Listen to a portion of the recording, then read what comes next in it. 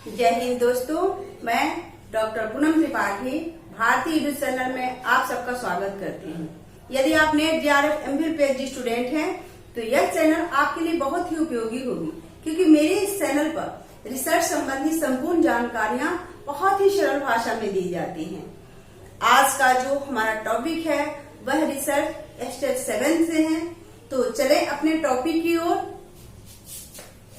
Step 7 phase of research, प्रदत्तों का एकत्रीकरण, विधियां तथा स्रोत क्या है। What are the method and source of collection data. प्रदत्तों का एकत्रीकरण, कलेक्शन ऑफ डाटा, ये डाटा क्या है।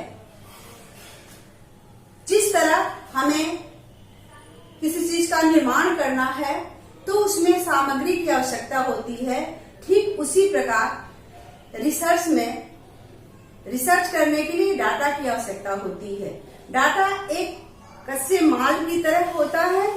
तो इस डाटा के विषय में अब हम जाने।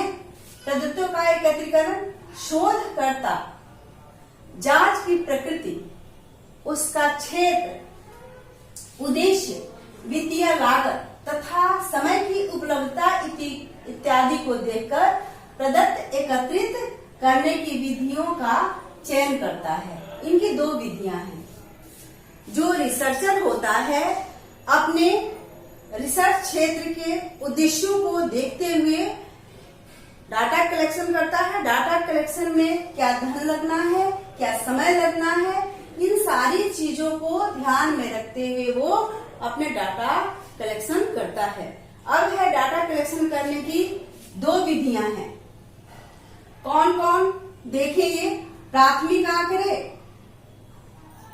प्राइमरी डाटा, और द्वितीय आंकड़े, सेकेंडरी डाटा। प्राइमरी डाटा क्या है।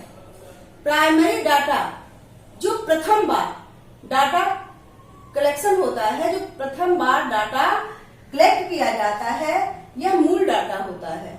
यह वर्तमान में किया जाता है। प्राइमरी डाटा मूल डाटा होता है जो यह शोधकर्ता द्वारा स्वयं पहली बार एकत्र किया जाता है। जो रिसर्चर होता है स्वयं जाकर करके इस डाटा का कलेक्शन करता है। सेकेंडरी डाटा, सेकेंडरी डाटा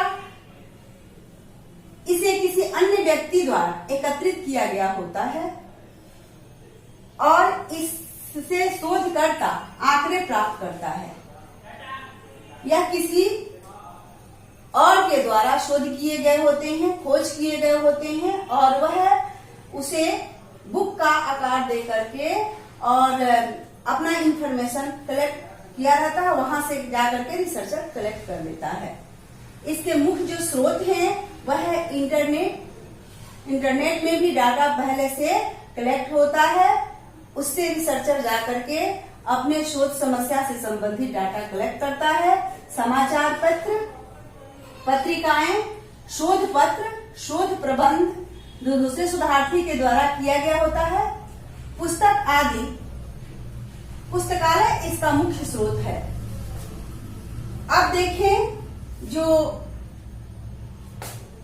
पहली बार डाटा कलेक्ट होता है वह मूल डाटा है। वह डाटा एक कलेक्ट करने के बाद उसको या तो पब्लिश करवा दिया जाता है या बिन पब्लिश कराए हुए भी जो डाटा होता है वो भी सेकेंडरी डाटा के ही अंतर्गत आता है। देखें, प्राथमिक आंकड़े, प्राइमरी डाटा के जो विधियां हैं, कितने तरह से हम प्राइमरी डाटा कलेक्ट करते हैं। प्रदत्तों की एकत्रीकरण करने की विधियां, ये जो विधियां हैं वह अवलोकन द्वारा बाय ऑब्जर्वेशन। जो प्राथमिक आंकड़े हैं, प्राइमरी डाटा है, वह ऑब्जर्वेशन के द्वारा प्राप्त किया जाता है। कैसे किया जाता है।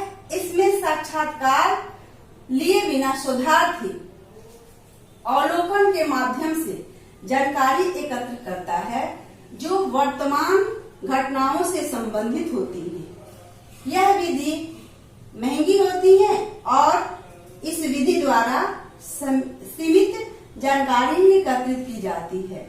यह विधि बड़े न्यायाधीश के लिए उपयुक्त नहीं है। इसमें भी जो ऑब्जर्वेशन होता है, एक होता है जो अपने शोध से संबंधित या पहले से प्लानिंग करके हम ऑब्जर्व करते हैं कि हमें क्या क्या ऑब्जर्व करना है, किस किस को अपने अनुसार क्या क्या हमें उसमें देखना है, वो होती हैं। और एक होती हैं जो हम एक अपने से ही जब बिना प्लानिंग उसको देखते हैं और देख करके एकाएक जो ऑब्जर्व करते हैं उसको उससे संबंधित हम डाटा कलेक्ट कर देते हैं। इसके बाद है टेलीफोनिक साक्षात्कार। टेलीफोनिक साक्षात्कार इंटरव्यू, इसका प्रयोग तब किया जाता है जब सर्वेक्षण को बहुत ही कम समय में पूर्ण किया जाता है। ये जो भी हमें डाटा कलेक्ट करना है रिस्पॉन्सर के बाद टेलीफोन से हम अपने प्लानिंग के अनुसार या अनप्लानिंग के अनुसार उससे पूछताछ करते हैं और उसका इंफॉर्मेशन लेते हैं, डाटा कलेक्ट करते हैं। इसके बाद है व्यक्तिगत साक्षात्कार। व्यक्तिगत साक्षात्कार पर्सनल इंटरव्यू। इस विधि से प्रश्न पूर्व निर्धारित होते हैं। इस विधि से प्राप्त जानकारी शोधकर्ता के योग्यता पर निर्भर करती है। जो व्यक्तिगत साक्षात्कार होता है इसमें जो शोधकर्ता होता है वह इसमें भी दो तरह से होता है। एक होता है कि हम पहले से प्लानिंग करके कुछ क्वेश्चन निर्धारित कर देते हैं और उसके अनुसार हम क्वेश्चन करते जाते हैं, उसका डाटा कलेक्ट करते जाते हैं। और कुछ होता है क्वेश्चन से ही डाटा निकलता जाता है और हम उसका डाटा कलेक्ट करने लगते हैं और डाटा हमारा कलेक्ट हो जाता है। अनुसूचियां, शेड्यूल्स। इस विधि में जानकारी करने के लिए प्रगणक की नियुक्ति की जाती है एवं अनुसूचियों में प्रासंगिक प्रश्नों को सम्मिलित किया जाता है। यह क्वेश्चनायर की तरह ही होता है मगर इसमें रिस्पॉन्सर जो होता है स्वयं न भर के संगणक के द्वारा उसका जो सर्वेक्षण करता है।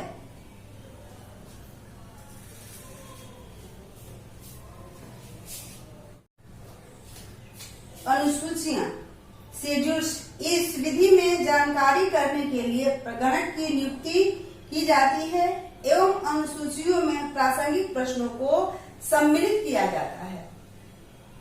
इसमें जो रिस्पॉन्सर है स्वयं उसको भर करके नहीं, उसके फॉर्म जो होते हैं उसका ये जो प्रगणक होता है उसको भर करके और पहले से इंफॉर्मेशन जो उसकी आवश्यकता की होती है उसको रखता है और उससे डाटा कलेक्ट की जाती है।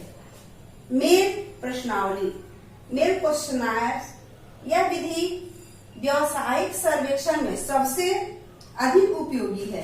प्रश्नावली के परीक्षण के लिए पायलट अध्ययन आयोजित किया जाता है और इसके औचित्य की जांच की जाती है। जो मेल प्रश्नावली होती हैं वह इन बड़ा क्षेत्र बहुत ही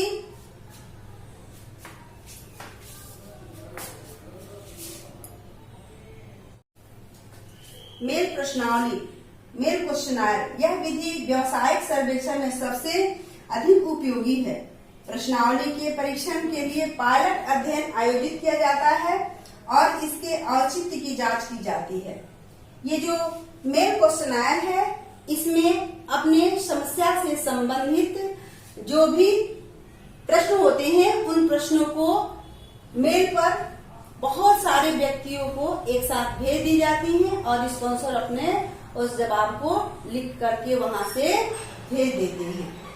इस तरह से जो है प्राथमिक डाटा, ये प्राइमरी जो डाटा है वो हम जो रिसर्चर होते हैं कलेक्ट करते हैं और जो ये सेकेंडरी डाटा है वह सेकेंडरी डाटा पहले से वो डाटा यूज की हुई होती हैं और उससे जाकर के हम डाटा कलेक्ट करके अपने सोच से, अपने समस्या से संबंधित अगर वो डाटा इंफॉर्मेशन होता है उससे हम अपने हेल्प के लिए वो डाटा कलेक्ट करते हैं। पुस्तकालय इसका मुख्य स्रोत माना जा सकता है। इसी के साथ अब हम मिलेंगे नेक्स्ट वीडियो में। तब तक यदि आप हमारे चैनल पर नए हो तो चैनल को लाइक करें, सब्सक्राइब करें। इसी के साथ जय हिंद।